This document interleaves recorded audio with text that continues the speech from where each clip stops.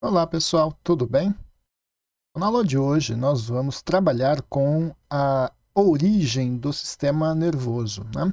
Ou seja, a embriologia do sistema nervoso, comentar sobre o processo que é relacionado com a formação das estruturas pertencentes à parte central do sistema nervoso e as estruturas que pertencem à parte periférica do sistema nervoso. Caso vocês tenham alguma pergunta, algum comentário, só entrar em contato e que a gente vai conversando. Bom, o nosso sistema nervoso, ele possui a sua origem em um anexo embrionário. Esse anexo embrionário, ele é chamado de neuroectoderme. Bem parecido com aquele ectoderme que dá origem à pele, aos seus anexos, né? Isso porque na escala evolucionária, os nossos neurônios, os neurônios, né, nos organismos primitivos, eles surgiram então na periferia, na superfície do corpo. E à medida que a complexidade desse sistema nervoso foi aumentando, houve necessidade então de uma proteção maior, de uma internalização, né, desse sistema nervoso para que ele fosse mais protegido. É por isso, então, que a origem do sistema nervoso é pelo neuroectoderma, né? O mesmo que origina as estruturas, então, da pele, seus anexos. Bom, nesse neuroectoderma, então, ele se divide em duas porções. Ele forma, então, uma estrutura central chamada de tubo neural, e ele forma uma estrutura periférica, lateralizada, chamada de crista neural. Essa estrutura centralizada, que é o tubo neural, vai dar origem para nós à parte central do sistema nervoso, né? Então, o sistema nervoso central, né, como vocês conhecem, é formado então pelo tubo neural. Já a crista neural forma as estruturas que pertencem à parte periférica do nosso sistema nervoso, né? Ou como vocês já viram, né, o sistema nervoso periférico.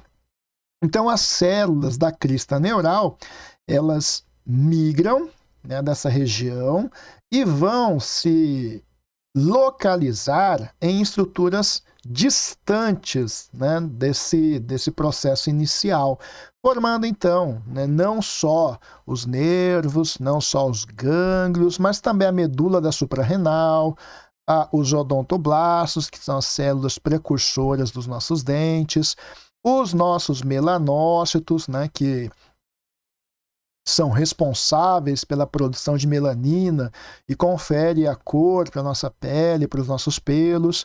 E além disso, também formam as nossas células de Schwann, que é uma das células da glia no sistema nervoso periférico. Então, duas grandes porções, né, o tubo neural e a crista neural. Nós vamos voltar a falar nelas daqui a pouco. Então, como eu disse para vocês, o processo todo ele se inicia com um anexo, né, o neuroectoderma. Esse neuroectoderma, por volta da terceira semana da gestação, ele começa a sofrer alterações, ou seja, ele começa a formar uma estrutura chamada de placa neural. Essa placa neural começa a se espessar, ou seja, começa a tornar-se mais grossa em determinada região desse neuroectoderma, formando então esse espessamento, né? À medida que ela vai se espessando, ela vai sofrendo modificações estruturais. Uma dessas modificações é essa invaginação, essa formação de um sulco, de uma depressão, né? Esse sulco é o nosso sulco neural. À medida que as semanas do desenvolvimento elas vão passando, esse sulco ele vai se aprofundando cada vez mais, formando algo mais profundo, mais proeminente, chamado de goteira neural, né? Que é um passo, né, que antecede a formação, né, do nosso tubo neural. Então, essa estrutura que vocês estão observando aqui, né, é a nossa goteira neural. Em seguida a esse processo, forma-se uma estrutura circular, né? Um tubo mesmo, que vocês estão observando aqui, que é o nosso tubo neural. Então, essa estrutura centralizada que vocês estão observando é o nosso tubo neural. Lateralmente a esse tubo, eu tenho um grupo de células aqui, né? Se espessando aqui. Nós chamamos então de crista neural. Então aqui nós temos as células que formam a nossa crista neural. Então, tubo neural ao centro e lateralmente a nossa crista neural. Como eu disse para vocês, o nosso tubo neural ele vai dar origem às estruturas da parte central do sistema nervoso. E a crista neural, as células migram dessa região, então as células não ficam nesse local. Essas células elas vão migrar para regiões distantes do corpo e vão formar as estruturas pertencentes à parte periférica do sistema nervoso, como nervos, como gânglios, vão formar os odontoblastos, vão dar origem aos nossos melanócitos. Então, vejam, essas células vão migrar para regiões muito distantes. E à medida que vocês estão observando aqui, ó, existe um processo de fechamento desse tubo neural. Na próxima imagem, eu vou pegar aqui o tubo neural, estou olhando na região posterior aqui, né? Então, esse é o nosso tubo neural. Aqui eu tenho aquela visão anterior que estava mostrando, então, a formação da placa neural, formação do sulco, a formação da goteira neural. Aqui, então, nós temos o tubo neural.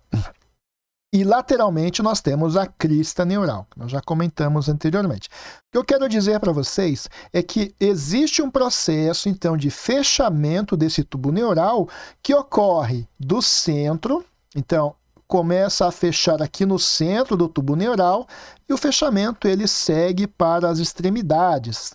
Extremidade cefálica e a extremidade caudal. Então, à medida que esse feto ele vai se desenvolvendo, esse tubo neural ele vai fechando, até formar totalmente as estruturas do sistema nervoso central. Né? Agora, durante esse processo de formação do sistema nervoso central, esse tubo neural, então, ele vai formar na região mais cranial, né, mais cefálica, vai formar para nós o encéfalo. O início da formação do encéfalo é com as vesículas primordiais, o rombencéfalo, o mesencéfalo e o prosencéfalo. São as três vesículas primordiais que nós temos, né, que vão dar origem ao nosso encéfalo. O rombencéfalo, ele vai formar para nós o bulbo, que está aqui, a ponte e o cerebelo. Então, essa vesícula que vocês estão observando aqui, mais essa dilatação mais inferior aqui, ela vai formar essas três estruturas que vocês estão observando aqui, ó, o bulbo, a ponte e o cerebelo. Então, aqui seria o rombencéfalo. Superiormente ao rombencéfalo, eu tenho aqui o mesencéfalo. O mesencéfalo não vai se dividir mais, né? E acima do mesencéfalo, eu tenho o prosencéfalo. Já o prosencéfalo, ele se divide. Ele vai formar o diencéfalo, que está aqui, e o telencéfalo, que são os hemisférios cerebrais. Então, com isso, essas vesículas, elas formam para nós o nosso encéfalo. Tá? À medida que ocorre, então, a formação, o desenvolvimento dessas vesículas e a formação do encéfalo, ele vai sendo gradativamente moldado. Então, aqui vocês podem ver um processo cronológico de formação do prosencéfalo. Ele começa sem nenhuma rugosidade, bem liso, e à medida que ele vai se desenvolvendo, vai ocupando a cavidade craniana ali, ele vai sendo forçado a surgir, então, essas dobras. Cada uma dessas dobras que vocês estão observando aqui são chamados de giros. Então, são os nossos giros encefálicos. E a função de existirem esses giros é para aumentar a superfície do nosso encéfalo. Aumenta consideravelmente a quantidade de neurônios que existem, então, aqui. Então, tudo isso, a formação desses giros, é para aumentar, então, a quantidade de neurônios que estão ali no nosso encéfalo. Como eu disse para vocês, o processo de fechamento acontece do centro para as extremidades, mas em determinadas situações pode acontecer o não fechamento de alguma dessas partes. Por exemplo, na extremidade mais inferior, na extremidade mais caudal, se não acontecer o fechamento do tubo neural, ocorre uma raquisquise, né? O nome parece meio estranho, né? Raquisquise, mas raque vem de medula, né? Então é o não fechamento ali, né, do tubo neural, formando uma deformidade, né? Essa deformidade ela pode ser uma espinha bífida oculta. Então aqui uma espinha bífida.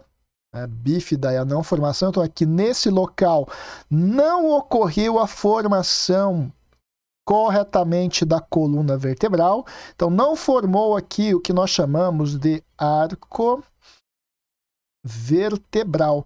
Então vejam, aqui eu tenho uma vértebra normal e aqui eu tenho uma vértebra com a formação incompleta, né? Não formou então o arco vertebral e não formou o processo espinhoso da vértebra, né? Então fica aberto, né? Nesse caso, né, da espinha bífida oculta particularmente, não dá para saber se a pessoa tem ou não, mas existem alguns indicativos, como por exemplo a formação de um tufo de pelos nessa região, né? Então, imaginem uma moça e uma menina que tem uma grande quantidade de pelos em uma determinada região mais inferior do dorso e ainda ela sofre de crises de dor lombar constantes, né? Ou repetitivas, crônicas, né? Então é um indicativo de que essa pessoa possa ter uma espinha bífida. Tá?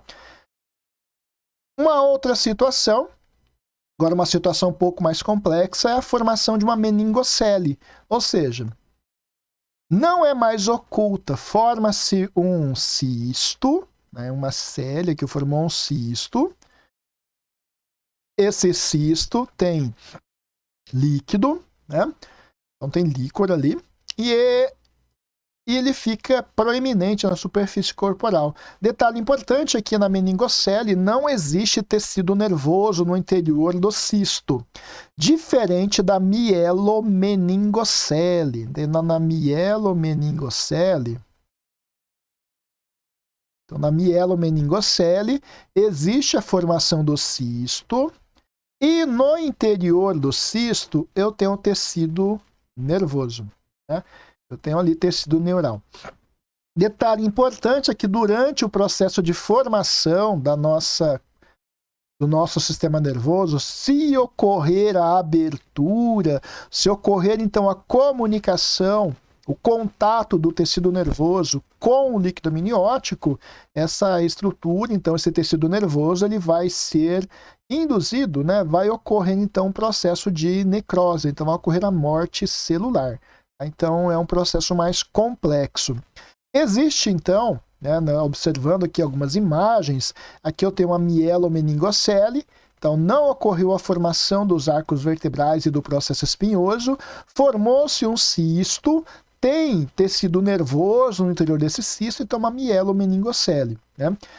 Em algumas situações pode ocorrer a correção cirúrgica desse problema, mas se tiver uma mielomeningocele, tiver envolvimento de tecido nervoso, muitas vezes o procedimento ele é para correção estética, é para possibilitar a criança de sentar, de deitar, mas que o processo de deambulação, o processo de aquisição da marcha, ele vai ser comprometido e pode ser que a criança não consiga, né, futuramente desenvolver a marcha, ela não consiga andar, ela seja, né, precisa de ficar numa cadeira de rodas ou num tutor, tá?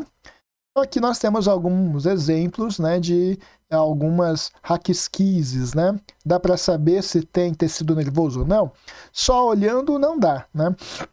Nesse caso, se você observar e não tiver nenhum problema, é uma espinha bífida oculta. Se tiver o cisto, não dá para saber se no cisto tem tecido nervoso ou não, se não for feito algum exame de imagem.